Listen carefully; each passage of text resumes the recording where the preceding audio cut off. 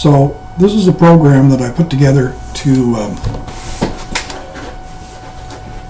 help you manage your overtime in your shop. I'd like to use this with you and see how it works, and if others would like to use it, they're more than welcome to. But basically the way it is, it's set up, if you'll notice at the bottom, there is a tab for each month of the year. And I've put some fictitious data in here just to so we could actually see what the program does. So the way it works is you would go in, let's say you're in January, and so you want to put in a date of, say, the way you would put it in would be 01/ say 25/18. Then here you would have a drop down box, and it selects whoever your, let's say Adam Matheson isn't available, and now you can put it in at initially as an X, and then you find out that Dave Crawford can come in, for instance. So you also put the same date in here and select Dave Crawford off the list and put in as an X.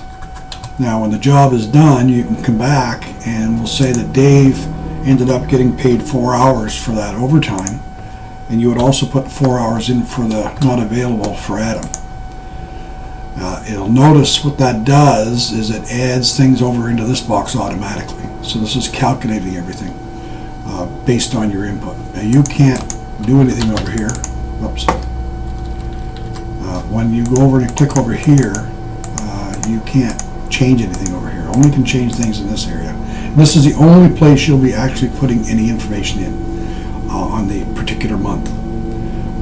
So it's the same thing in each month. You would just go in, like I say, add the date. We'll go in and put 03/29/18, and we'll put Alan Weeks in for 2 hours, and that will automatically go over. You'll notice that if you look at on the right hand side where it says hours under Alan, if you notice, I'll change this to 0, and it takes that out.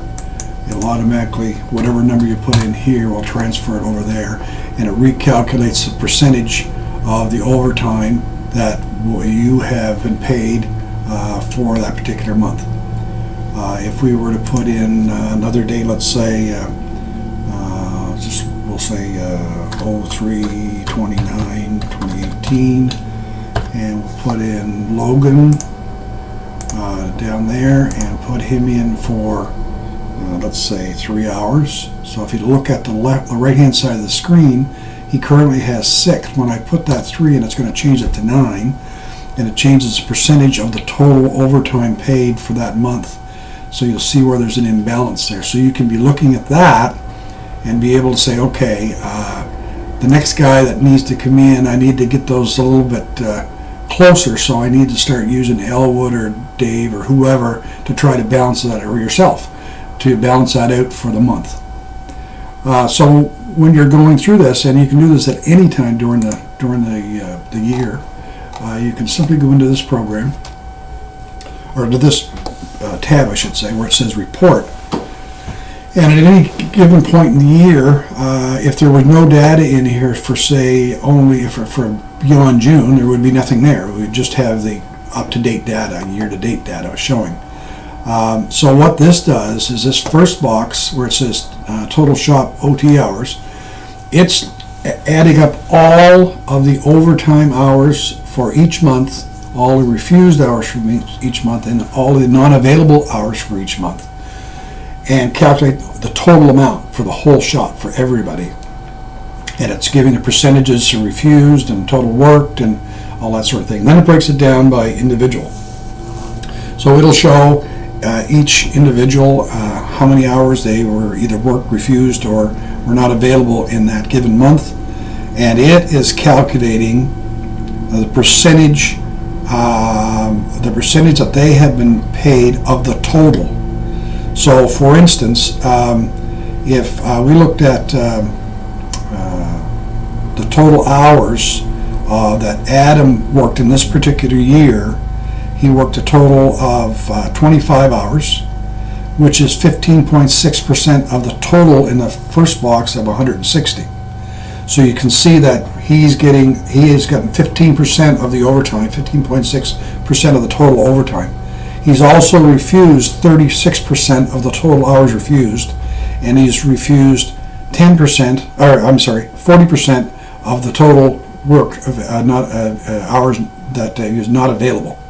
Same thing with the other people on your staff.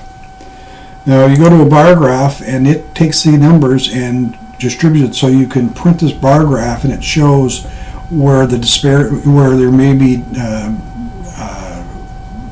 gaps that should be corrected. So it's a quick reference to say that, this guy's getting more than the other. Next time I call somebody in, I'll use somebody else if I can to sort of bring their hours up so that they're closer. It'll never be perfect, but it just gives you a quick reference to determine which guy you should be calling next, just to try to balance the hours out. This particular tab is really only just to make the program work, so it really has nothing there for you to get involved with. Bear in mind, like I say, all of this information here is done automatically. You can't change anything. When you try to change anything here, it'll give you this error message. So these are all locked, so they can't be adjusted, and because they're all based on formulas that are hidden. If you look at the top, up at the top bar, when I click on that, you'll see that well, I guess you can't because it's locked, so you can't see anything. These are all formula driven, so I didn't want to be able to have the ability to go in there for anybody to go in there and make a mistake and change the formula. So they're all locked.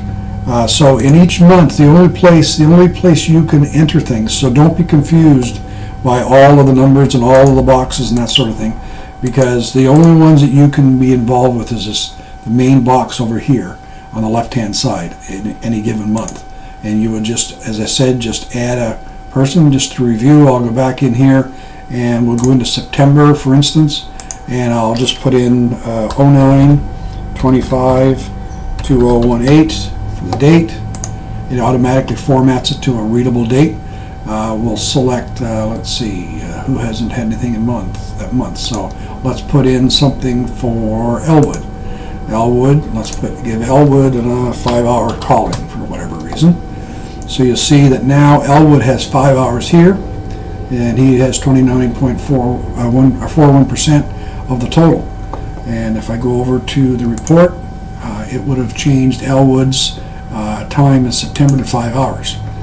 And that would represent 29% of the total hours for that month. And again, it would automatically change the bar graph, so he would have more hours than he had before.